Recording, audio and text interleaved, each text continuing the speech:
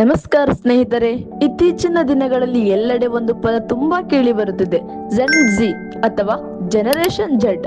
ನೇಪಾಳದಲ್ಲಿ ಸರ್ಕಾರದ ವಿರುದ್ಧ ಪ್ರತಿಭಟನೆ, ಭಾರತದಲ್ಲಿ ನೀಟ್ ಪ್ರಶ್ನೆ ಪತ್ರಿಕೆ ಸೋರಿಕೆ ಹಗರಣದ ವಿರುದ್ಧ ದೊಡ್ಡ ಮಟ್ಟದ ಹೋರಾಟ, ಸಾಮಾಜಿಕ ಜಾಲತಾಣಗಳಲ್ಲಿ ತಮ್ಮ ಧ್ವನಿಯನ್ನು ಬಲವಾಗಿ ಕೇಳಿಸುವ ಯುವಕರು. ಇವರೆಲ್ಲರೂ ಯಾರು ಗೊತ್ತಾ? ಇವರೆಲ್ಲರೂ ಜೆನ್ ಜಿ ಪೀಳಿಗೆಗೆ ಸೇರಿದವರು. ಹಾಗಾದರೆ ಜನರೇಷನ್ ಜೆಡ್ ಅಂದರೆ ಯಾರು? ಈ ಪೀಳಿಗೆ ಏಕೆ ಇಷ್ಟೊಂದು ಶಕ್ತಿಶಾಲಿಯಾಗಿದೆ ಮತ್ತು ಮುಂದಿನ ದಿನಗಳಲ್ಲಿ ಜಗತ್ತಿನ ರಾಜಕೀಯ, ಉದ್ಯೋಗ ಮತ್ತು ತಂತ್ರಜ್ಞಾನ ಕ್ಷೇತ್ರಗಳ ಮೇಲೆ ಇವರ ಪ್ರಭಾವ ಹೇಗಿರಲಿದೆ? ಇಂದಿನ ವಿಡಿಯೋದಲ್ಲಿ ಈ ಎಲ್ಲಾ ಕುತೂಹಲಕಾರಿ ಮಾಹಿತಿಯನ್ನು ತಿಳಿದುಕೊಳ್ಳೋಣ. ಸ್ನೇಹಿತರೆ, ಸಾಮಾನ್ಯವಾಗಿ 1997ರಿಂದ 2012ರ ನಡುವೆ ಜನಿಸಿದವರನ್ನು ಜನರೇಷನ್ ಜೆಡ್ ಅಥವಾ ಜೆನ್ ಜಿ ಎಂದು ಕರೆಯಲಾಗುತ್ತದೆ.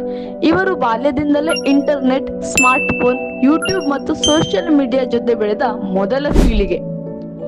ಹಿಂದಿನ ಪೀಳಿಗೆಗಳು ಮಾಹಿತಿಗಾಗಿ ಪತ್ರಿಕೆ ಮತ್ತು ಟಿವಿಯನ್ನು ಅವಲಂಬಿಸಿದ್ದರೆ, ಜೆನ್ ಜಿಗಳು ತಮ್ಮ ಮೊಬೈಲ್ನಲ್ಲೇ ಜಗತ್ತಿನ ಸುದ್ದಿಗಳನ್ನು ತಿಳಿದುಕೊಳ್ಳುತ್ತಾರೆ. ಕೇವಲ ಮಾಹಿತಿಯನ್ನು ತಿಳಿದುಕೊಳ್ಳುವುದು ಮಾತ್ರವಲ್ಲ, ತಮ್ಮ ಅಭಿಪ್ರಾಯವನ್ನು ಲಕ್ಷಾಂತರ ಜನರಿಗೆ ತಲುಪಿಸುವ ಶಕ್ತಿಯೂ ಇವರಿಗಿದೆ. ಇತ್ತೀಚಿನ ವರ್ಷಗಳಲ್ಲಿ ವಿಶ್ವದ ಹಲವೆಡೆ ಯುವಕರ ಚಳುವಳಿಗಳು ಹೆಚ್ಚಾಗಿರುವುದನ್ನು ನಾವು ನೋಡಿದ್ದೇವೆ. ಸಾಮಾಜಿಕ ನ್ಯಾಯ, ಶಿಕ್ಷಣ, ಪರಿಸರ, ಮಾನಸಿಕ ಆರೋಗ್ಯ ಮತ್ತು ಸಮಾನತೆಯಂಥ ವಿಷಯಗಳಲ್ಲಿ ಜೆನ್ ಜಿಗಳು ಧ್ವನಿ ಎತ್ತುತ್ತಿದ್ದಾರೆ. ಇವರಿಗೆ ತಪ್ಪು ಕಂಡರೆ ಅದನ್ನು ಪ್ರಶ್ನಿಸುವ ಧೈರ್ಯ ಹೆಚ್ಚು.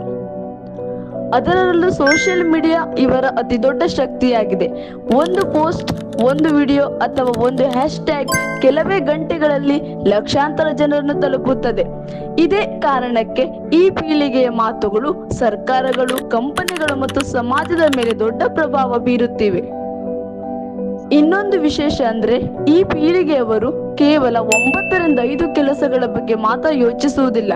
Content creation, digital marketing, smart app, freelancing ಮತ್ತು ಆನ್ಲೈನ್ ಉದ್ಯಮಗಳತ್ತ ಹೆಚ್ಚಿನ ಆಸಕ್ತಿ ತೋರಿಸುತ್ತಿದ್ದಾರೆ. ಇನ್ನು ಜನರೇಷನ್ ಜಿ ಎಂಬ ಹೆಸರು ಹೇಗೆ ಬಂತು ಅನ್ನೋದನ್ನು ನೋಡೋಣ. 1981ರಿಂದ 1996ರ ನಡುವೆ ಜನಿಸಿದವರನ್ನು ಜನರೇಷನ್ ವೈ ಅಥವಾ ಮಿಲೇನಿಯಲ್ಸ್ ಎಂದು ಕರೆಯಲಾಗುತ್ತಿತ್ತು. ಅದರ ನಂತರ ಬಂದ ಪೀಳಿಗೆಗೆ ಇಂಗ್ಲಿಷ್ ವರ್ಣಮಾಲೆಯ ಮುಂದಿನ ಅಕ್ಷರವಾದ ಝಡ್ ಅನ್ನು ಸೇರಿಸಿ ಜನರೇಷನ್ ಝಡ್ ಎಂದು ಹೆಸರಿಸಲಾಯಿತು. ಹಾಗಾದರೆ ಜೆನ್ ಜಿ ನಂತರದ ಪೀಳಿಗೆ ಯಾವುದು? 2013ರಿಂದ 2024ರ ನಡುವೆ ಜನಿಸಿದವರನ್ನು ಜನರೇಷನ್ ಆಲ್ಫಾ. ಇವರು AI, ಸ್ಮಾರ್ಟ್ ಸಾಧನಗಳು ಮತ್ತು ಅತ್ಯಾಧುನಿಕ ಡಿಜಿಟಲ್ ಜಗತ್ತಿನಲ್ಲಿ ಬೆಳೆಯುತ್ತಿರುವ ಮಕ್ಕಳು. ಮತ್ತೆ 2025ರಿಂದ ಆರಂಭವಾಗಿರುವ ಹೊಸ ಪೀಳಿಗೆಯನ್ನು ಜನರೇಷನ್ ಬೇಟಾ ಎಂದು ಕರೆಯಲಾಗುತ್ತಿದೆ. ಮುಂದಿನ ವರ್ಷಗಳಲ್ಲಿ ಈ ಪೀಳಿಗೆಗಳು ತಂತ್ರಜ್ಞಾನ ಮತ್ತು ಸಮಾಜವನ್ನು ಯಾವ ರೀತಿ ಬದಲಾಯಿಸುತ್ತವೆ ಎಂಬುದನ್ನು ನೋಡಬೇಕಿದೆ. ಪೀಳಿಗೆಗಳ ಪಟ್ಟಿ ಹೀಗಿವೆ. ಬೇಬಿ ಬೂಮರ್ಸ್ 1946ರಿಂದ 1964ರವರೆಗೆ. ಜನರೇಷನ್ ಎಕ್ಸ್ 1965ರಿಂದ 1986ರವರೆಗೆ. ಮಿಲೇನಿಯಲ್ಸ್ ಅಥವಾ ಜೆನ್ ವೈ ಇವು 1981ರಿಂದ 1996ರವರೆಗೆ. ಜನರೇಷನ್ ಝೆಡ್ 1997ರಿಂದ 2012ರವರೆಗೆ. ಜನರೇಷನ್ ಆಲ್ಫಾ 2013ರಿಂದ 2024ರವರೆಗೆ. ಹಾಗೆ ಜನರೇಷನ್ ಬೀಟಾ ಇವು 2025ರಿಂದ 2039ರವರೆಗೆ ಇವೆ. ಸ್ನೇಹಿತರೆ, ಪ್ರತಿಯೊಂದು ಪೀಳಿಗೆಯು ತನ್ನದೇ ಆದ ವಿಶೇಷತೆಗಳನ್ನು ಹೊಂದಿರುತ್ತದೆ. ಆದರೆ ಇಂದು ಜಗತ್ತಿನಾದ್ಯಂತ ಹೆಚ್ಚು ಚರ್ಚೆಯಾಗುತ್ತಿರುವ ಪೀಳಿಗೆ ಎಂದರೆ ಅದು ಜೆನ್ ಜಿ. ಏಕೆಂದರೆ ಇವರು ಕೇವಲ ತಮ್ಮ ಭವಿಷ್ಯದ ಬಗ್ಗೆ ಮಾತ್ರವಲ್ಲ, ಸಮಾಜದಲ್ಲಿ ಬದಲಾವಣೆ ತರಲು ಕೂಡ ಪ್ರಯತ್ನಿಸುತ್ತಿದ್ದಾರೆ.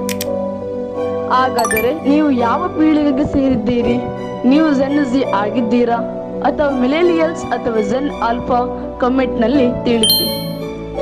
ಈ ರೀತಿಯ ಕುತೂಹಲಕಾರಿ ಮತ್ತು ಉಪಯುಕ್ತ ಮಾಹಿತಿಗಾಗಿ ನಮ್ಮ ಚಾನೆಲ್ ಅನ್ನು ಸಬ್ಸ್ಕ್ರೈಬ್ ಮಾಡಿ, ವಿಡಿಯೋಗೆ ಒಂದು ಲೈಕ್ ಕೊಡಿ ಮತ್ತು ನಿಮ್ಮ ಸ್ನೇಹಿತರೊಂದಿಗೆ ಹಂಚಿಕೊಳ್ಳಿ. ಧನ್ಯವಾದಗಳು. ಮತ್ತೆ ಭೇಟಿಯಾಗೋಣ ಮತ್ತೊಂದು ಹೊಸ ಮತ್ತು ವಿಶೇಷ ವಿಡಿಯೋದಲ್ಲಿ.